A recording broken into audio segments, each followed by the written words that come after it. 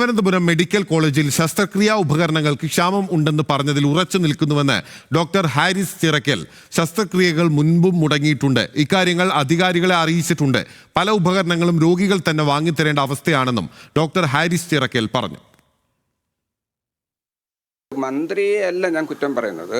ഇവിടെയുള്ള നമ്മുടെ ഹോസ്പിറ്റലിൻ്റെ മേലധികാരികളാണ് ഇത് കുഴപ്പമില്ല എന്ന് മേളിലേക്ക് അറിയിക്കുന്നത്. അങ്ങനെയാണ് പറയാനുള്ളത്. ഉപകരണങ്ങളുടെ ആക്സസറീസ് ആണ് ക്ഷാമം. ഉപകരണങ്ങൾ വാങ്ങുമ്പോൾ ഉപകരണങ്ങൾ ഇല്ലെങ്കിൽ, മൊത്തം ഉപകരണം ഇല്ലെങ്കിൽ നമുക്ക് വേറെ സബ്സ്റ്റിറ്റ്യൂട്ട് ചെയ്യാം.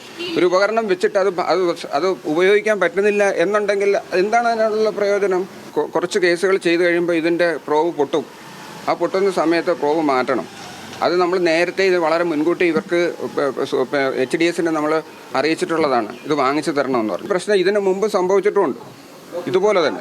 ഇതിപ്പോൾ മുടങ്ങാത്തതിൻ്റെ ഒരു രഹസ്യം അത് ഇന്നലെ ഞാൻ പറഞ്ഞിരുന്നു. ഇത് പല ഉപകരണങ്ങളും പേഷ്യൻസ് തന്നെ വാങ്ങിച്ചു തരികയാണ്. ഇപ്പോൾ രോഗികൾ തന്നെ വാങ്ങിച്ചു തരികയാണ്. അതേസമയം ഹാരിസ് സത്യസന്ധനും കഠിനാധ്വാനിയുമാണെന്ന് മന്ത്രി വീണ ജോർജ് പറഞ്ഞു. ഡോക്ടർ ഉന്നയിച്ച ആരോപണങ്ങൾ അന്വേഷിക്കാൻ 4-അംഗ സമിതിയെ നിയോഗിച്ചിട്ടുണ്ട്. പിഴവുകൾ പരിഹരിച്ച് മുന്നോട്ടു പോകുമെന്നും മന്ത്രി. 2011 മുതൽ 2025 വരെയുള്ള മുഴുവൻ ഡേറ്റയും പുറത്തുവിടാൻ ഞാൻ പറഞ്ഞിട്ടുണ്ട്. മുഴുവൻ ഡേറ്റയും യൂറോളജി ഡിപ്പാർട്ട്മെന്റിൽ, മെഡിക്കൽ കോളേജിൽ, അതായത് അത്രയും രോഗികൾ എത്തുകയാണ്. അത് മെഡിക്കൽ കോളേജുകളിലുള്ള വിശ്വാസം കൊണ്ടാണ്.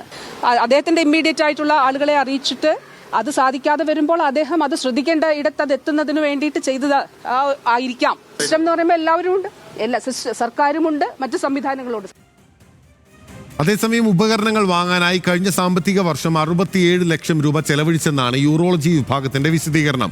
കഴിഞ്ഞ വർഷം യൂറോളജി വിഭാഗത്തിൽ 2898 ശസ്ത്രക്രിയകൾ നടന്നെന്നും വിശദീകരിക്കുന്നു. വിവരങ്ങളുമായി ബിനിൽ ലീല സാബു നമുക്കൊപ്പം ചേരുകയാണ്. ബിനിൽ പറഞ്ഞതിൽ ഉറച്ചു നിൽക്കുകയാണ്. പലയിടത്തു നിന്നും കടം വാങ്ങിയാണ് സാധനങ്ങൾ മേടിക്കേണ്ടി വന്നത്, സ്പോൺസർഷിപ്പ് കണ്ടെത്തേണ്ടി വന്നു എന്നുള്ളതാണ് ഡോക്ടർ പറഞ്ഞു വെക്കുകയും ചെയ്യുന്നത് ഹാരിസ് ചിറക്കൽ. ഇപ്പോൾ മന്ത്രി ഡോക്ടറെ പ്രശംസിക്കുന്നുണ്ടെങ്കിൽ പോലും ഇതിന് ഒരു പ്രതിവിധി എന്താണ് എന്ന കാര്യത്തിൽ മന്ത്രി വ്യക്തത വരുത്തിയിട്ടുണ്ടോ? അതേസമയം ഈ കോളേജ് അധികാരികളുടെ ഭാഗത്തു നിന്നുള്ള പ്രതികരണം എന്താണ് ബിനിൽ? നിലവിൽ ഇക്കാര്യത്തിൽ ഇന്നലെ പറഞ്ഞതിൽ ഉറച്ചു നിൽക്കുകയാണ് ഈ ഡോക്ടർ ഹാരിസ് ചിറക്കൽ. പ്രത്യേകിച്ച് അദ്ദേഹം ഈ മെഡിക്കൽ കോളേജിൽ ശസ്ത്രക്രിയാ ഉപകരണങ്ങൾക്ക് ക്ഷാമമുണ്ട് എന്നാണ് അദ്ദേഹം ആരോപിച്ചിരുന്നത്. അതിൽ വളരെ വൈകാരികമായാണ് അദ്ദേഹം ആ ഫേസ്ബുക്ക് പോസ്റ്റ് ഉണ്ടായിരുന്നത്. പിന്നീട് ഇന്നലെ മാധ്യമങ്ങൾ കാണുകയും ചെയ്തു. ആ ഫേസ്ബുക്ക് പോസ്റ്റ് പിൻവലിച്ചെങ്കിലും അതിൽ പറഞ്ഞ കാര്യങ്ങളിൽ ഇപ്പോഴും ഉറച്ചു നിൽക്കുകയാണെന്നാണ് അദ്ദേഹം പറയുന്നത്. മാത്രമല്ല, ഇന്ന് മാധ്യമങ്ങളെ കണ്ടപ്പോൾ കുറച്ചുകൂടി കൂടുതൽ കാര്യങ്ങൾ അദ്ദേഹം വിശദീകരിച്ചു. അതിൽ ഒന്ന്, ഈ രോഗികളിൽ നിന്നും അവരുടെ ബന്ധുക്കളിൽ നിന്നുമൊക്കെ ഈ സാധനങ്ങൾ വാങ്ങാൻ അവരാണ് ഈ ഉപകരണങ്ങൾ വാങ്ങി നൽകുന്നത്. മാത്രമല്ല, ചില സന്നദ്ധ സംഘടനകൾ ഉപകരണങ്ങൾ വാങ്ങാൻ സഹായിക്കുന്നു. അത്തരം കാര്യങ്ങൾ അങ്ങനെയാണ് മെഡിക്കൽ കോളേജിലെ യൂറോളജി വിഭാഗത്തിലെ പ്രധാനപ്പെട്ട പല സർജറി നടന്നതെന്നാണ് ഈ ഡോക്ടർ പറയുന്നത്. അത് അദ്ദേഹം വിശദീകരിക്കുകയും ചെയ്തു. പറഞ്ഞതൊന്നും മന്ത്രിക്കോ മന്ത്രിയുടെ ഓഫീസിനെതിരല്ല. ഇത്തരം പ്രശ്നങ്ങളുണ്ട്, അതായത് ഇത്തരം പ്രശ്നങ്ങളുണ്ടെന്ന് ചൂണ്ടിക്കാണിക്കുന്നു. മെഡിക്കൽ കോളേജ് സൂപ്രണ്ടിനെ അറിയിക്കുന്നു, DME അറിയിക്കുന്നു. പക്ഷേ അതിന് മുകളിലേക്ക് ഇക്കാര്യങ്ങൾ പോവുകയോ അത് നടപ്പിലാക്കുകയോ ചെയ്യുന്നില്ല എന്നുള്ള വിമർശനമാണ് അദ്ദേഹം ഉന്നയിച്ചത്.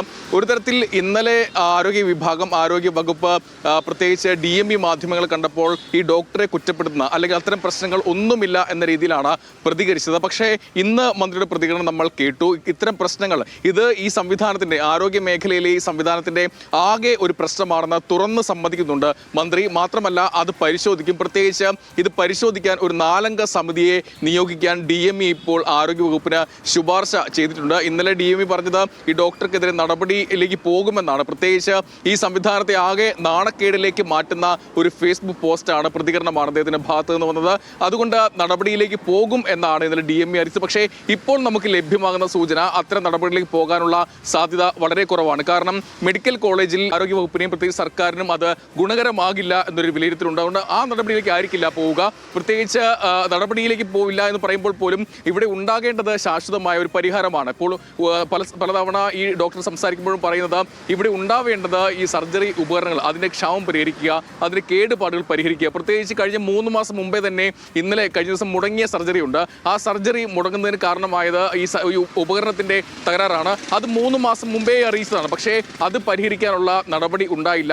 അത്തരം കാര്യങ്ങളിൽ നടപടി ഉണ്ടാകണം, അല്ലാതെ മറ്റൊരു വിവാദത്തിലേക്ക് പോകാൻ ഇല്ല എന്നാണ് ഡോക്ടർ പറയുന്നത്. എന്തായാലും മന്ത്രി ഇക്കാര്യത്തിൽ ഇടപെട്ടിട്ടുണ്ട്. ഉടനെ തന്നെ ഈ പരിശോധന ഉണ്ടാകും എന്നാണ് മനസ്സിലാക്കാൻ കഴിയുന്നത്. ഇവിടെ മാത്രമല്ല, തിരുവനന്തപുരത്ത് മാത്രമല്ല, സംസ്ഥാനത്തെ എല്ലാ മെഡിക്കൽ മെഡിക്കൽ കോളേജുകളിലും ഈ സർജറി ഉപകരണങ്ങൾ അത് പരിശോധിക്കാനുള്ള ഒരു തീരുമാനത്തിലേക്ക് പോകും എന്നാണ് നമുക്കിപ്പോൾ ഈ ഘട്ടത്തിൽ പറയാൻ കഴിയുക. എന്തായാലും യൂറോളജി വിഭാഗം നേരത്തെ ഇതിനെ ന്യായീകരിച്ചു, അല്ലെങ്കിൽ 67 ലക്ഷം രൂപ ഈ ഉപകരണങ്ങൾ വാങ്ങുന്നതിന് മുടക്കി എന്ന് പറയുന്നുണ്ട്. പക്ഷേ അപ്പോഴും ഏറ്റവും ഒടുവിലത്തെ വരിയിൽ അവർ പറയുന്ന ഒരു കാര്യം, ഇത്തരം ഉപകരണങ്ങൾ വാങ്ങാനുള്ള നടപടികൾ വേഗത്തിലാക്കും എന്നും പറയുന്നുണ്ട്. ബിനിൽ, ശരി, വ്യക്തമാണ്. ബിനിൽ ലീല സാബുവാണ് നമുക്കൊപ്പം വിവരങ്ങളുമായി ചേർന്നത്.